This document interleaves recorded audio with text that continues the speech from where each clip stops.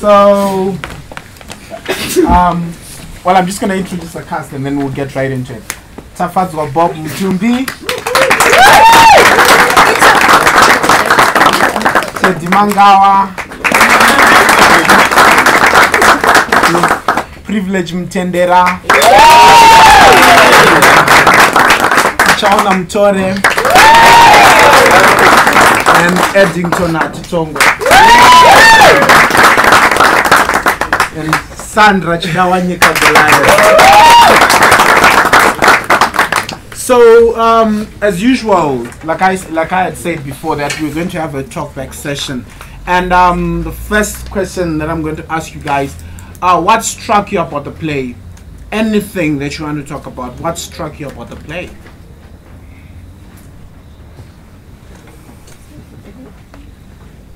Somebody.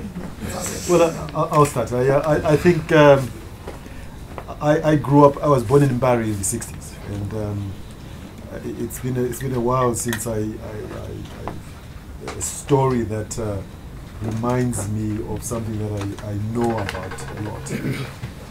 And I think you touched me in a way that took me back to the world that Athol Fugard described, and I was just thinking to myself whether how much time he had spent in that kind of environment with the characters and the issues that were around. But I'm very impressed in how you portrayed the story of this life in the ghetto. Initial remarks from. Thank you.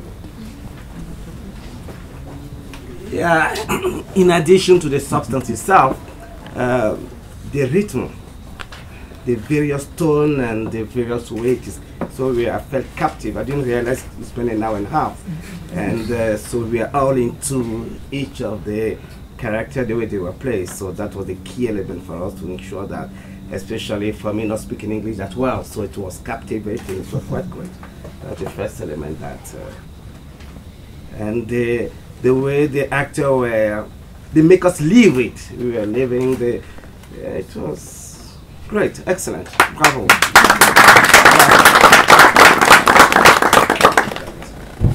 Thank you. Wow. What touched me the most is how we are so afraid of change in our lives, in our communities, in our country, and the extent the way we go in trying to keep things the same, even if it means destroying another person's future. So, yeah.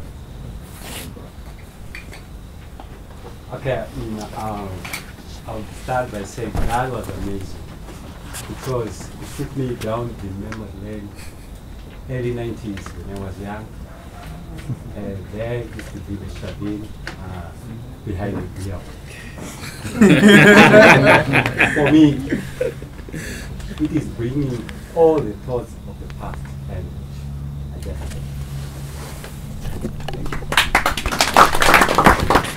Yeah, it was for me. It was a wonderfully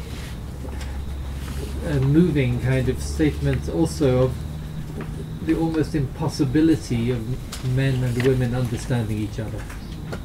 It just had that permanent attempts, sometimes, but not always, to communicate, but so often a kind of deliberate failure to communicate. It really does say that that's still, and it's still the issue. It's not just an issue then, it's still the issue now. Yeah, for me, I just like the way you communicated the play to the audience. You just feel us in. It's like we're in that world. Though I didn't experience that Shebeen thing, but I was like, wow. If it wasn't me, wow, I would take more than 5 bottles. So I think another round of applause to you.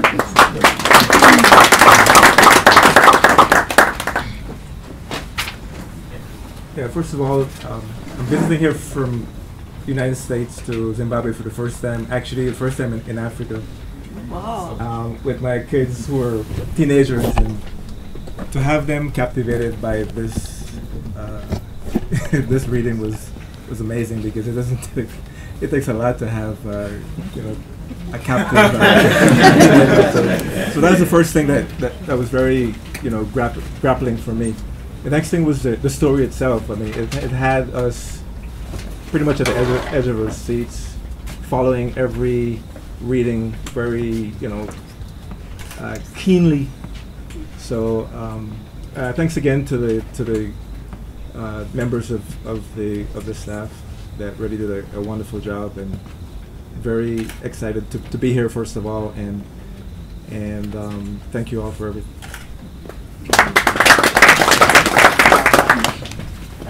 I think the thing that strikes me most about this play is the brutality of the ending.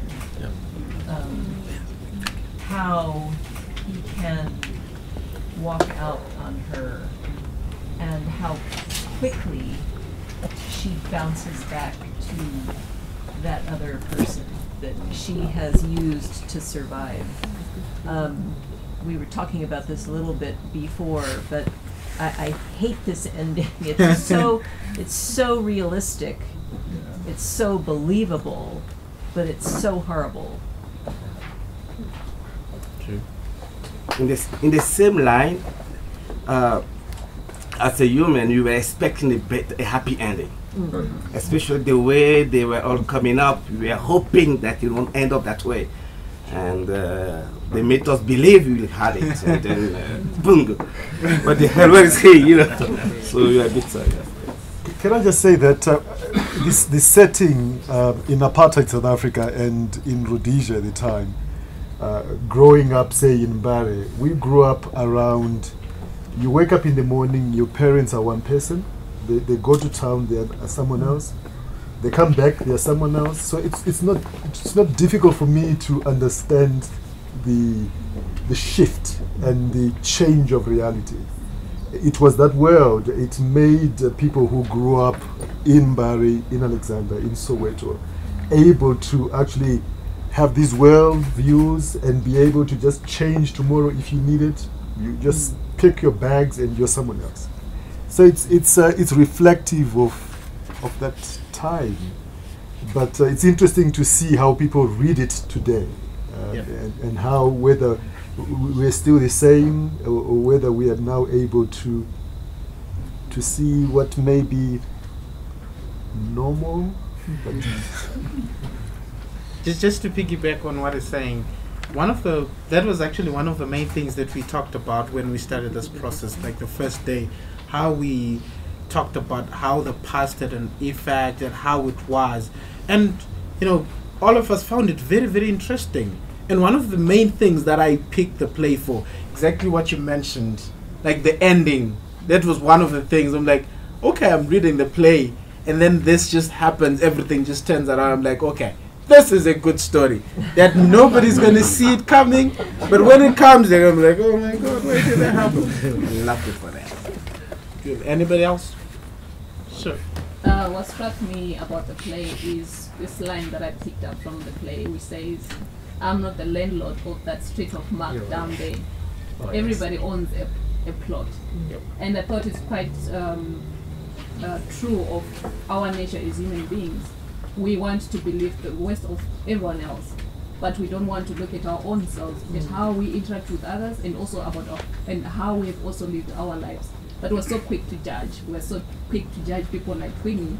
Even though we also have our own issues, our own wrongs, we're very good at putting ourselves higher and look down on others, like Johnny did with Winnie. Can I just respond to you were saying about how the past influences us, but I think what came across also very, very much was how the present influences us. And the present, in fact, for the scene and the characters was being at the bottom of a racist system of South Africa. And the options that you have and the chance of making change happen when you're in that presence, not just your past, is so much more difficult.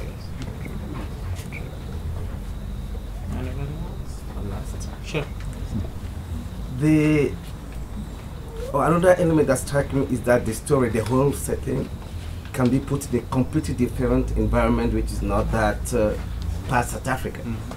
The same thing, you can live the same thing outside, whether in North Africa or Europe, the whole thing. So it make it real today. I'll call it intemporal, meaning outside the time and outside the places as well. So it is this particular dimension as well.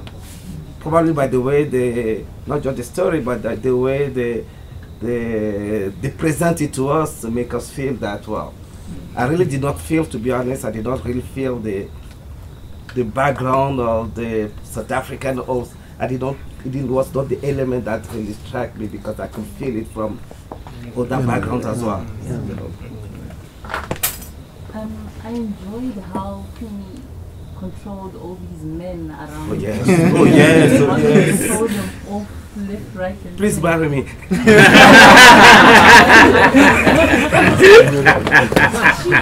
she was their center, but then the sad part was eventually what surrounded her controlled her. At first it was as if she was controlling what surrounded her, but eventually it all came down. That's real life. Come to you that yeah. I just wanted to say I came to hear reading, and I feel like I've been in a theater. It's amazing.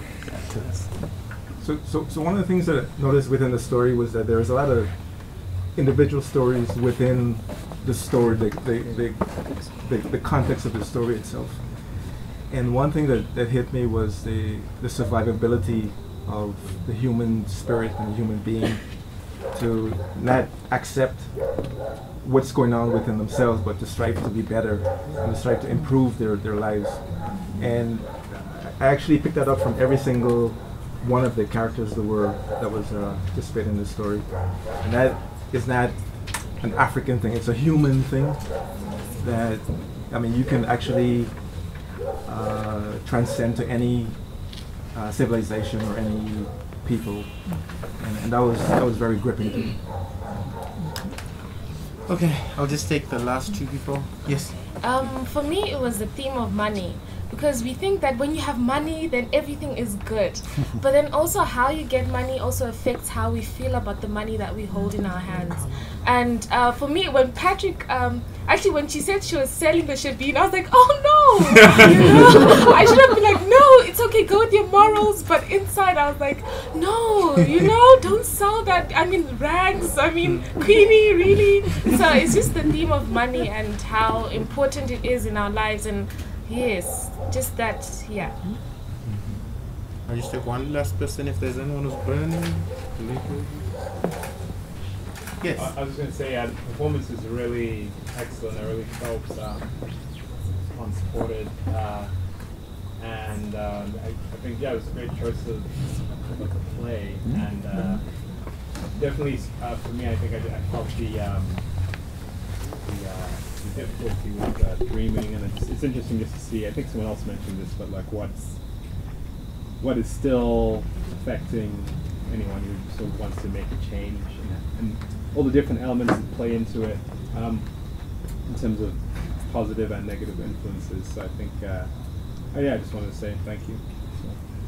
So. Okay, thank you. Oh, just one last question. I'd like to hear from the actors, what was the process like of going through the stage reading process?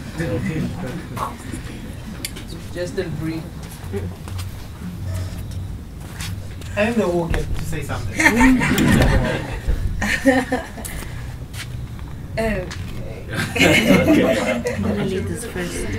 Yeah, it was really, for me personally, it was good. I loved it. I loved the positive vibe that was in the room. Like they, you know, like in some processes there are some times where you get home frustrated or hating each other, you know, like, but in this ensemble I never got to be frustrated or to hate one other person, you know. It was really nice, and also the story itself, I guess, was also quite interesting to most of us, because it sort of resonated a lot with us, and like just like everyone else. So I guess that aspect of positive vibe came from the love for the story as well. Yeah, And also, I guess it was also a thing with the relationships as well, like sort of personal relationships with the cast members as well. Like, yeah, so we're all very good friends, and it was just like that, even in the space. It worked well for us. Yeah, I think for me, to be honest with you, it was a bit frightening, you know, because there is nothing frightening as presenting a good script.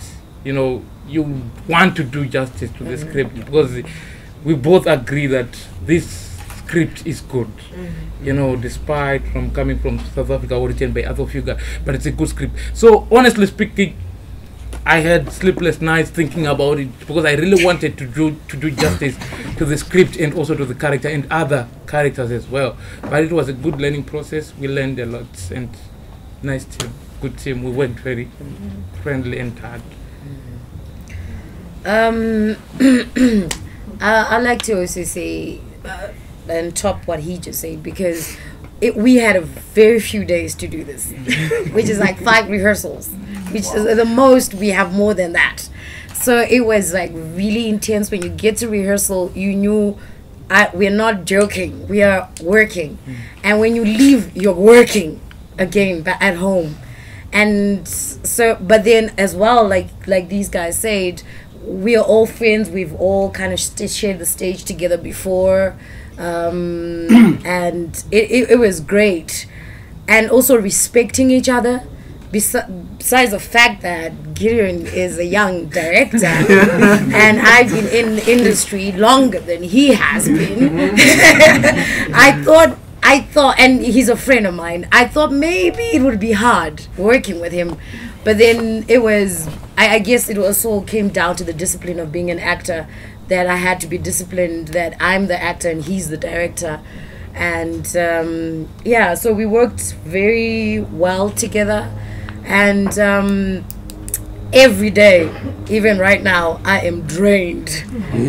The anger this woman had just totally drains me every day.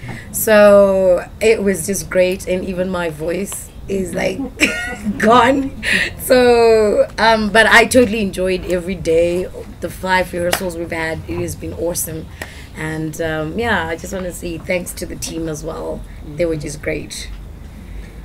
Yeah, it's been a captivating and intriguing experience through learning. Because for me, it was a challenge. Why? I was part of Almasi's last play readings, staged play readings for the past 2 months. And I was playing completely different characters. And this time I got something new, and I was really worried that am I going to deliver this, you know?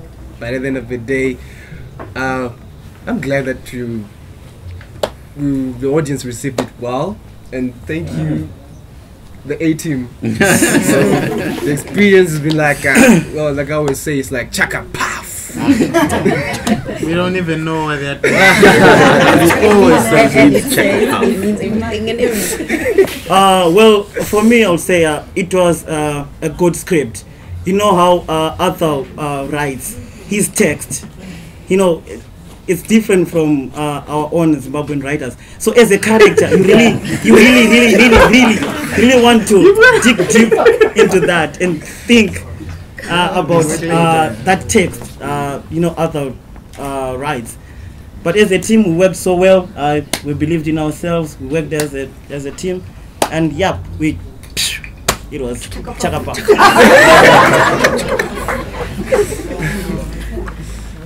Sandra? Oh yes, I'm really grateful for having had the honor of being a part of Nongogo. The A-team. I think especially since Gideon and I and the other Zaza, Kudzai patients were all mentored by Miss Julie. It was interesting to be able to put my techniques into a cupboard and accept and look at things from his perspective. And I think it made it really easy especially after seeing the way this professional cast was receptive to his directing. He was always very calm. I mean, there were times when after a rehearsal, I'd want to be like, Gideon, we've got 2 days. But then looking at him, I'd be like, how did you find it today? And he was all calm. He's awesome. Outside.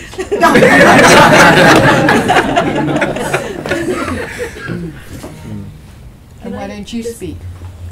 Oh, yeah.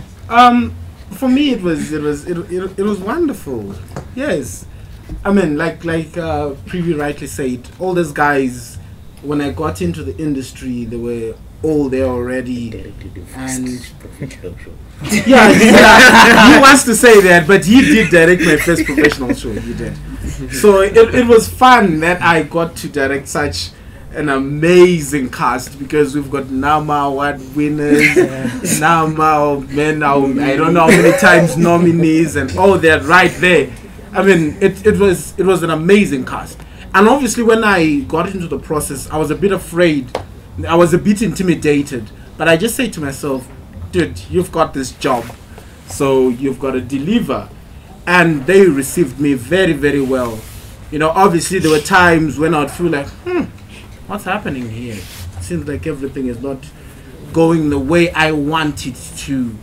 But at the same time, I just kept it to myself and tried, you know, although I was sometimes burning inside, wanting to, you know, some of them.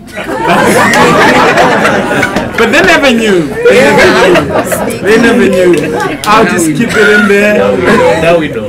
Now they know, but it's after the show, you know. And at the end of the day, you know, every one of us, you know, well, I never showed my panic, which was really good, I think. That we had 5 days, so I never panicked. Someone's like, but 5 days, guys, 5 days, come on, I don't think we'll be able to make it. I'm like, guys, we'll get there. Which also helped us, because when you didn't panic, we were like, we're okay. I only panicked when I went home, but which was totally fine, because when I went home, I'd scream and shout. But and then I'd like to just add why this is so awesome is why, while the rest of us had 9 days rehearsals, Gideon had 5 days, 20 hours. Yeah. So he really managed to do a lot. Can I? Sure. I'm going to stand up because I really want to say this to the audience. Something that Privilege said about it being hard work. I've been involved in theater since I was about 13 years old, and that was a long time ago. And I think that it's common in the general population to think that theater is easy, that we're just playing around up here, you know. And we do play. It's very purposeful play, but it is really hard work. And you have to be a really smart person to do this well. It's not easy, and it's not work for dummies. And the campaign that I have in my life is to try to help the public understand that this is important work. Imagine just for a moment where our world would be if music disappeared, if film and theater and poetry and paintings just disappeared. And yet we don't support our artists. We enjoy it in the moment, and then we walk away and maybe grumble about what we had to pay. You didn't have to pay tonight. But please go out and continue supporting the arts. It keeps humanity decent and bigger than our pasts, and more generous than some of our natural instincts might be. Thank you all for being here. Okay, so to just round off, this has been the last of our mentor director stage readings, and before we leave, I'm going to call upon all the directors to come up front, and we're all going to have at least about 30 seconds each to say something. Guys.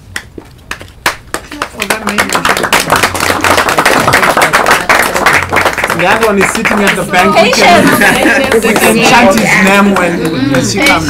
Patience,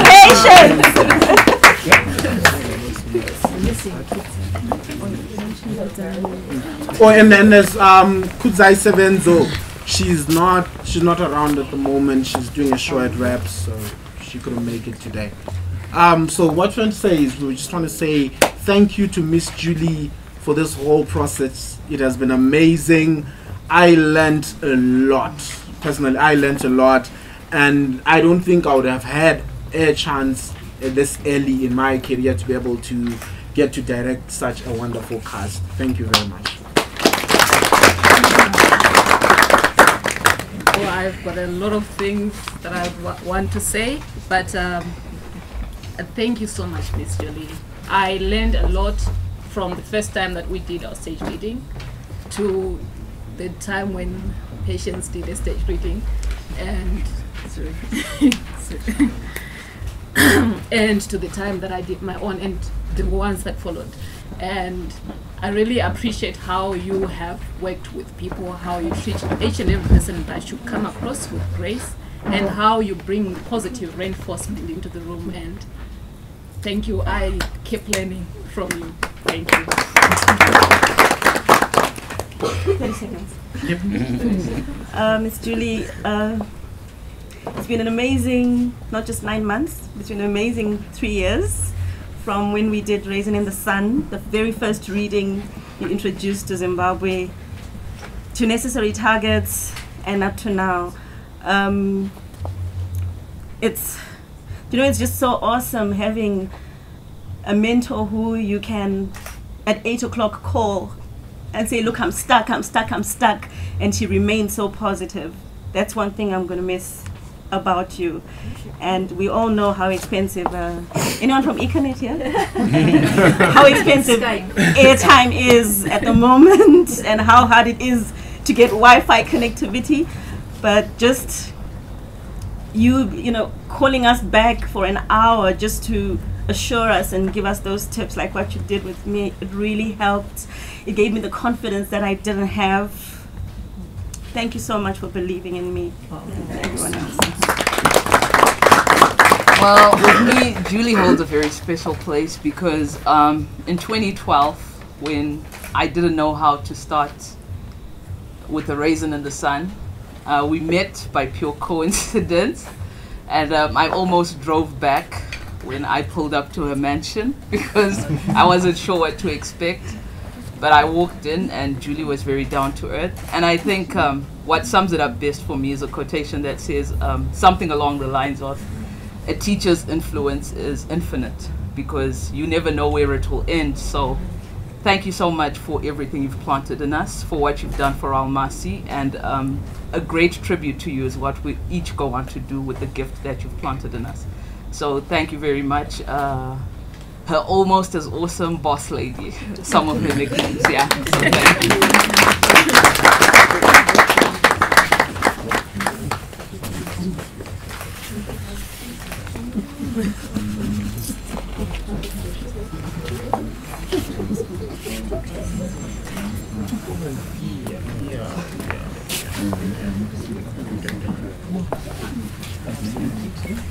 Thank you all for watching us hug. Yeah. So thank you, ladies and gentlemen, for coming, and please fill out the forms, and if there's anything Almasi will just keep you locked on if you fill out those forms. And also please, there's some drinks outside there for you. Yeah, something like that, you know. So there's some drinks outside.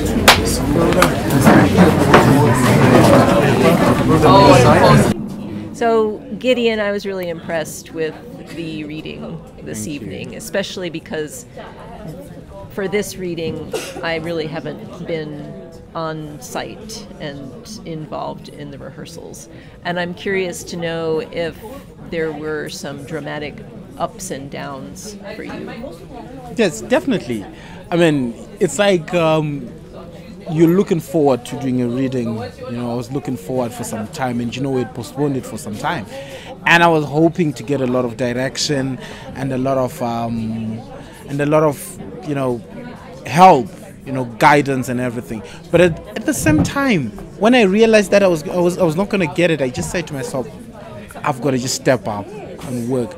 And the other thing I guess that was amazing about it was the fact that I managed to get a really good cast, really professional cast, you know. At the same time, they would just come into the rehearsal space and do their work. Although yes, at times they would just slack a bit, but it was fun. Yeah. It was a really fun process. It's actually one of my least favorite responsibilities as a director, is to crack the whip. Oh yes. I want people to just come in and Yes, be fully and- self-motivated. Yes, and just work, you know. Yeah. But then I realized that, you know what? There's that assumption that I'm working with a group of professionals. So because they will just automatically know that you have to work. But it's never that. Human nature. Yes, at some point you just have to make it clear that we're at work. Let's get working. Yeah. But at the end of the day, I realized that it just doesn't serve the cast, but it also serves me. I get to understand that certain assumptions that you would have when you get into a rehearsal, some of them might actually be wrong, you know, because some of these things I started discovering about some of the actors, because I think most of the actors, I took them and I was saying to myself, I want to challenge him. I've never seen him do that. Yeah. I want to challenge him. I've never seen him do that. And I'm proud of what they produced today. Yeah. I'm really proud of them. Yeah. Did you have one particular thing or something that you feel most proud of in the process? Okay. Yes, I do. I think for me, the person I'm most proud of, surprisingly, is Sam. He is one of the characters who struggled a lot in the beginning. He struggled a lot because it was the first time he ever had to do a stage reading. But then I just kept working with him. And he was one of the most dedicated people, because you would go back home and when he comes back the following day, you would see the progress. So his delivery today for me was just like, wow, that's just amazing. He quickly picked it up and he was on point. I was so proud of that. And you saw something in him that informed you that you could draw that out of him. Yes. I mean, I've seen him in a number of productions. I've seen Ted in a number of productions, and it's been, well, maybe unfortunate that I've seen him play certain characters. And I just say to myself, let me try him in this one. Try and see how he would be able to deliver this. And what I thought he would do, he actually superseded that. And that was good. Because I think that's a very important quality in a good director, is that vision. Whether it's the ability to see something in an actor or the vision of what the play needs to look and sound like. You have to really be a visionary person who can communicate that vision and draw it out of others. That's true. Well, congratulations. I think you did a wonderful job. Thank you very much. I enjoyed it.